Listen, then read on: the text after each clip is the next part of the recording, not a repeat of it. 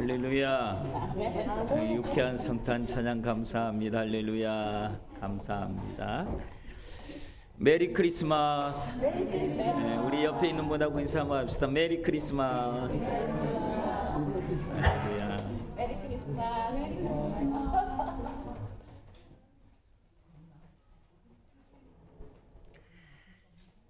율 브리너라고 하는 사람의 주연이었던 그 킹 오브 킹이라고 하는 영화가 있습니다. 왕중 왕이라고 하는 그런 영화가 있는데 그 영화를 촬영할 때의 일이라고 합니다. 그 영화 감독은 세실 드밀이라고 하는 사람이었는데 이분이 그 영화를 촬영하면서 예수 그리스도의 그 골고다 언덕 그리고 주님이 십자가에 매달리는 그 장면을 촬영을 해야 했습니다. 그래서 LA에서 가난하고 피곤한 엑스트라들을 모았습니다. 왜냐하면 그들의 성나고 화난 얼굴을 화가 나 있는 그런 얼굴을 촬영해야 되기 때문에 그렇습니다. 근데 촬영을 막 하다 보니까 좀 늦어서 크리스마스 이브 날 그 예수님의 십자가에 매달리는 그 장면을 촬영하게 되었습니다. 수백 명이 엑스트라들을 모아놓고 각자의 배역을 따라 분장을 하고 그리고 세 개의 십자가가 있는 그곳에 섰습니다. 장면이 아주 중요한 장면이기 때문에 감독은 우리 잠깐 묵상으로 좀 기도하고 이 장면을 촬영을 했으면 좋겠습니다 하고 묵상 기도를 잠깐 시켰습니다. 그랬더니 갑자기 분위기가 엄숙해지고 분위기가 되게 이상해졌습니다. 그 순간 감독은 이건 뭔가 잘못됐다라는 느낌을 가졌습니다. 왜냐하면 그 촬영의 내용이 이 많은 사람들이 군중이 화가 나 있고 막 성이 나 있는 그 장면을 해야 되는데 묵상을 하면서 그들의 얼굴이 바뀌었기 때문에 그랬습니다. 근데 그 중에 어떤 한 이가 갑자기 찬양을 하기 시작을 했습니다.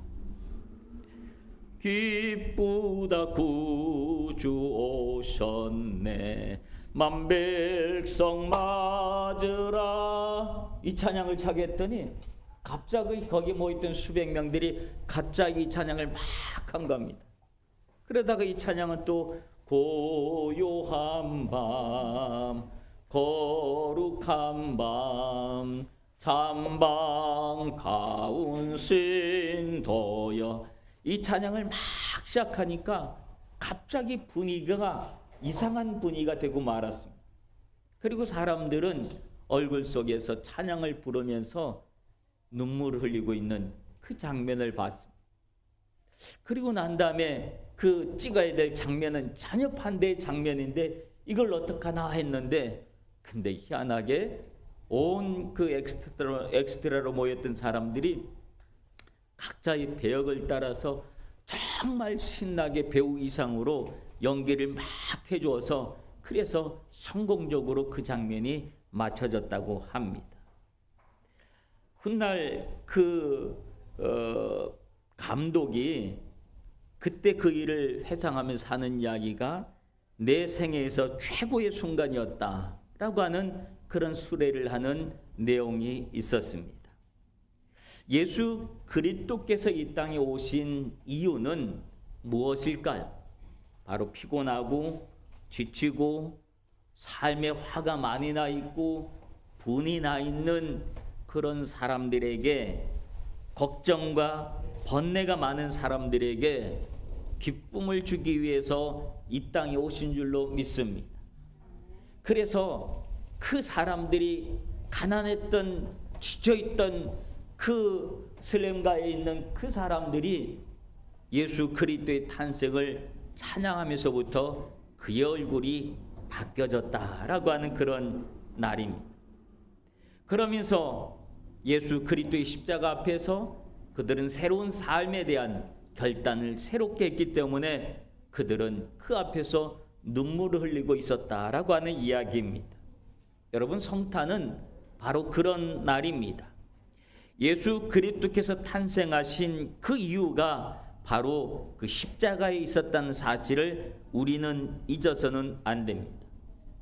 오늘 예수 그리스도의 탄생을 기뻐하고 즐거워하는 성탄의 날인데도 불구하고 우리는 예수 그리스도의 죽음을 기념하는 성찬식을 거행하고 탄생과 죽음을 함께하는 그 기념하는 그런 예배가 되어집니다. 왜냐하면 예수 그리스도께서 이 땅에 오신 그 이유가 바로 이 성찬에 있었다는 사실, 십자가에 있었다는 사실을 우리가 잊으면 안 되기 때문에 이 성탄절날 하는 이 성찬식을 통해서 예수 그리스도의 이 땅에 오심의 의미를 새롭게 우리 마음속에 믿음으로 새겨야 할 줄로 믿습니다. 오늘 본문에는 예수 그리스도의 탄생의 이야기 속에서 등장하는 또 한 인물을 소개하려고 합니다. 그 인물은 누구냐면 바로 동방 박사들과 헤롯 왕입니다. 오늘 본문의 시작은 헤롯 왕 때에 예수께서 유대 베들레헴에서 나심에 동방으로부터 박사들이 예루살렘에 이르러 말하되라고 하는 것으로 시작을 합니다. 헤롯 왕 때 동방에서 박사들이 왔다고 합니다. 그 박사들은 어떤 사람들인가 하면 점성가들, 점술가라고 표현하기도 했습니다. 즉 하늘의 해와 달과 별을 보면서 많은 것을 예측하고 또 연구하는 그런 사람들이었습니다. 오늘날로 이야기하면 천문학자와 같은 그런 역할을 했던 사람들입니다. 그들은 늘 하늘을 살펴보았던 사람들로 동방에서 갑자기 신기한 별을 본 것입니다. 그래서 그들을 동방박사로 불려지게 되는데 이 동방에서 왔기 때문에 동방박사라고 불려졌습니다. 이때 당시 동방이라고 하는 곳은 정확한 나라가 지명되어 있지 않았지만 바벨론이나 페르시아나 아라비아 같은 이런 지역이 일방적으로 동방이라고 불려지는 곳들입니다. 즉 그들은 별을 연구하는 사람들이었지 메시아를 기다리고 있었던 사람은 아니었다고 하는 겁니다. 왜냐하면 그들은 유대인이 아니라 이방인이었기 때문에 그렇습니다. 그러나 그럼에도 불구하고 박사들 사이에서 갑자기 나타난 큰 별을 보고는 야, 이건 지금까지 우리가 본 적이 없는 별인데 어떻게 저 큰 별이 저렇게 빛을 나고 있을까? 이것은 분명히 왕이 태어났다고 하는 그런 징조이다 라고 그들은 생각하고 있었습니다. 그런데 그 별이 자꾸만 자기들에게 말을 걸어오는 것 같이 느껴진 겁니다. 어떤 말을 걸어오는 것 같습니까? 나를 따라와라, 나를 따라와라, 나를 따라와라. 그러니 그 느낌을 바꾸는 박사들이 갑자기 왕에 대한 경배이기 때문에 예물을 막 챙겨가지고 별을 따라서 그들은 나서기 시작을 했습니다.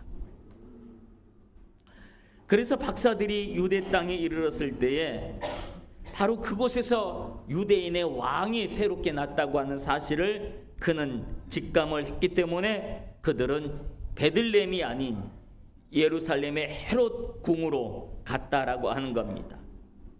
그래서 헤롯 왕에게 자신이 본 것들을 이야기하면서 유대인의 왕이 어디서 났느냐라고 이렇게 물어본 것입니다. 우리가 저 큰 별을 보고 여기까지 왔다라고 얘기했습니다. 만약에 그들이 성경을 알았다고 한다면 그들은 헤롯 궁으로 가지 않았습니다. 어디로 갔을까요? 성경을 알았다고 한다면 베들레헴으로 갔을 것입니다.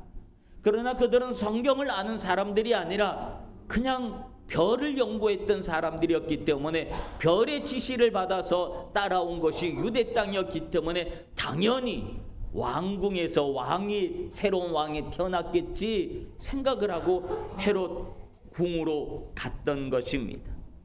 그리고 메시아의 탄생, 새로운 왕의 탄생에 이야기한 것이 사실은 커다란 불행의 원인이 되고 말았습니다. 왜냐하면 헤롯 왕이 자신 말고 새로운 왕의 탄생에 대해서 반길 리가 없었기 때문에 그렇습니다. 여러분, 때로는 우리가 예상하지 못했던 일들로 인하여 고난을 당하거나 어려움을 당할 때도 있습니다. 왜냐하면 오늘 헤롯 왕이 후에 박사들에게 예수를 찾고 경배를 하고 난 다음에 나한테도 와서 그 상황을 알려줘라, 나도 가서 경배할게 라고 말을 했지만 헤롯 왕의 마음을 알았기 때문에 오늘 그들의 동방 박사들은 꿈에 천사들이 나타나서 헤롯에게 가지 말아라, 가면 너희들 죽는다, 이 예수도 죽는다, 새로운 왕도 죽는다 그랬더니 그들이 딴 길로 고향으로 돌아갔다라고 하는 것이 오늘 성경의 이야기입니다. 결국 이 사실 때문에 헤롯은 후에 박사들이 자기에게 오지 않은 것을 알고는 그때를 기준으로 해서 2살 미만의 남자아이들을 다 학살하는 대학살극이 벌어지고 말았었습니다. 헤롯이 왜 이런 일을 저지르고 말았을까요? 자신의 권력이 나눠지는 것을 그는 반기지 않았기 때문에 그렇습니다. 누군가가 자신의 권력에 도전하는 것을 그는 용납할 수가 없었기 때문에 그렇습니다. 여러분, 그렇습니다. 세상의 권력자들은 자기 말고 다른 권력자가 나타나는 것을 절대로 용납하지 않습니다. 특별히 부패한 정권일수록 새로운 도전자가 나타나는 거, 그것 더욱더 용납하지 않습니다. 헤롯이 자신이 그 자리에 이르기까지 얼마나 많은 고생을 하고 여기까지 왔는데, 근데 갑자기 새로운 왕이 태어나? 이건 내가 용서할 수가 없다라는 그런 생각을 하고 있었기 때문에 그렇습니다. 그래서 그는 모든 대제사장들과 서기관들을 모아서 그리스도의 존재에 대해서 파헤치기 시작했고, 결국 유대 베들레헴에서 메시아가 탄생했다는 사실을 알아냈습니다.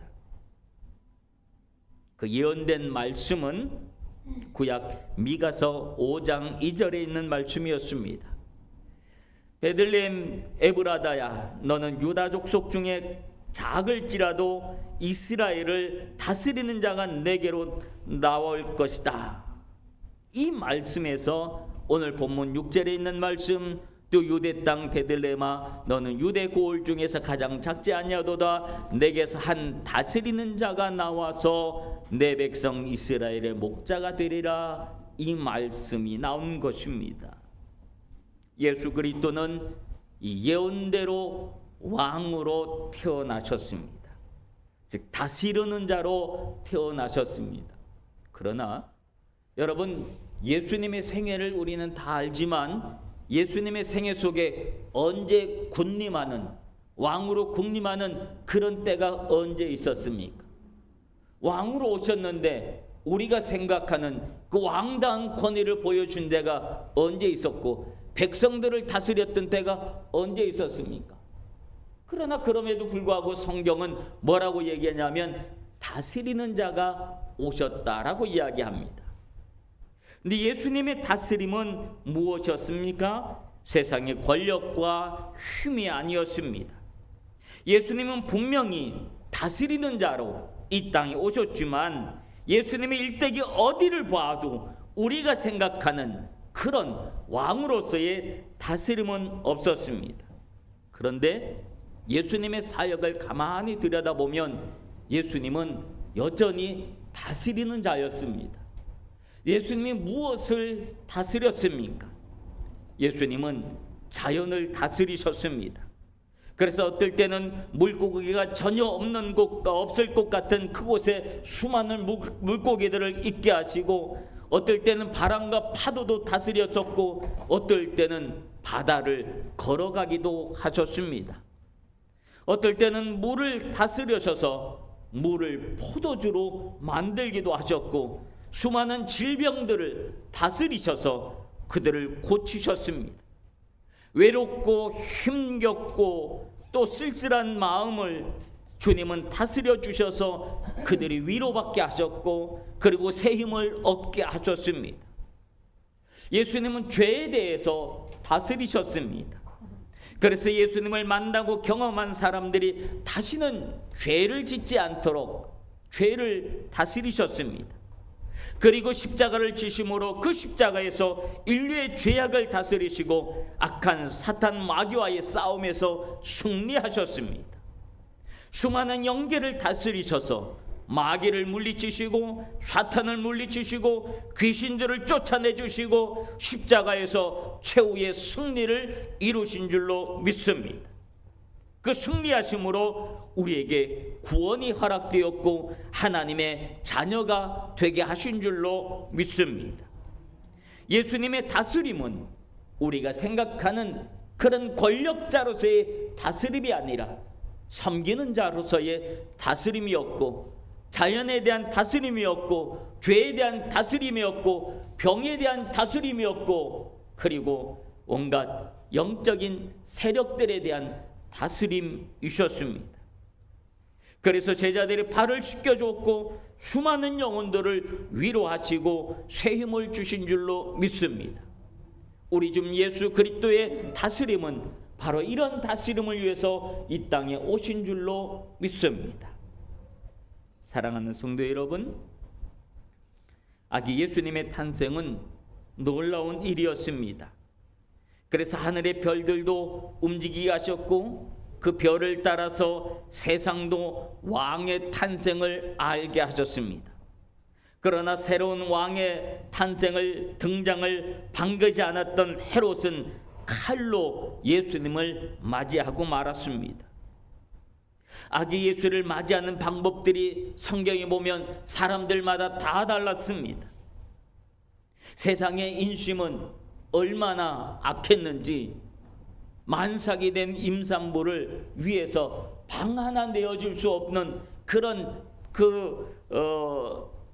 상황 속에서 마국간에서 예수님을 맞이했던 그런 모습들이 그런가 하면 동방박사들은 유황과 황금과 모략으로 예수님을 예물을 드리면서 아기 예수의 탄생을 맞이했습니다. 그리고 또한 목자들은 천사들의 가르침을 받아서 찾아와서 아기 예수의 탄생이 외롭지 않도록 그 자리에서 아기 예수를 경배했던 그런 다스림이 맞이함이 있었습니다. 즉 짐승으로 예수 그리스도의 탄생을 기뻐하고 즐거워했던 사람들은 세상에 힘이 있고 권력이 있는 사람들이 아니라 지극히 평범하고, 그리고 또한 지극히 보편적인 우리와 같은 힘없고 약한 사람들이 예수 그리스도를 진심으로 맞이했다라고 하는 사실입니다.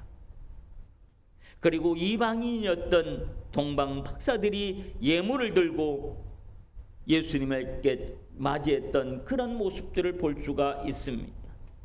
여러분, 우리는 어떻게 예수님을 맞이하겠습니까? 오늘 동방 박사들을 보면서 그런 생각이 들었습니다. 오히려 교회 안에 있는 사람보다 교회 바깥에 있는 사람들이 아기 예수 탄생의 의미를, 크리스마스의 의미를, 교회의 의미를, 예수님의 의미를, 하나님의 의미를 더 진지하게 생각하고 있지는 않는가, 그런 생각이 들기도 했습니다.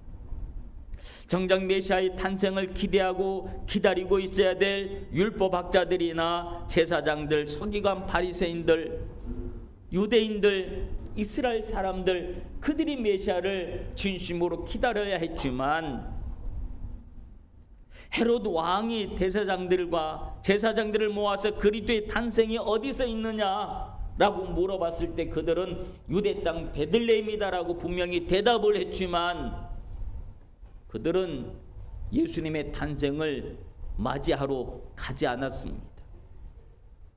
헤롯 왕이 무엇을 할지를 알고 있었기 때문에 왕이 무서워서 그들은 방관자가 되었습니다. 헤롯 왕이 2살 미만의 남자아이들을 다 칼로 죽일 때 그때도 그들은 여전히 방관자였습니다. 정말로 예수 그리스도를 맞이할 그럴 위치에 있는 사람들은 방관자로 있었지만 예수 그리스도를 진심으로 환영하고 맞이하고 찾아가서 경배했던 사람들은 힘없고 약하고 사람들이 우습게 보는, 아무도 인정해 주지 않는 그런 사람들, 그리고 이방인들이었다는 사실입니다. 여러분, 우리는 어떻게 주님을 맞이하겠습니까?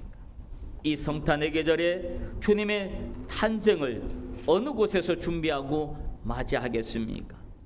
주님이 들에서 양을 치고 있던 목자들에게 메시아의 탄생을 알려주었던 것처럼 오늘 지극히 평범하게 살아가지만 여러분에게 주어진 삶을 성실하게 살아갈 때 주님은 여러분에게도 아기 예수의 탄생의 소식을 들려주실 줄로 믿습니다. 그 탄생의 소식을 듣고 찾아왔던 목자들처럼, 동방 박사들처럼 오늘 예수의 탄생을 기뻐하고 즐거워하며 우리의 가장 귀한 것을 드릴 수 있는 믿음의 성도들이 되시길 주님의 이름으로 축원합니다. 기도하겠습니다. 아기 예수의 탄생을 기뻐하고 즐거워하는 믿음의 성도들이 되게 하여 주시옵소서. 동방의 박사들이 유대인의 왕으로 오신 왕 되신 주님을 찾아와서 경배했듯이 우리도 우리의 왕 되신 예수님을 경배하는 믿음의 성도들이 되게 하여 주시옵소서. 예수님 이름으로 기도하옵나이다. 아멘.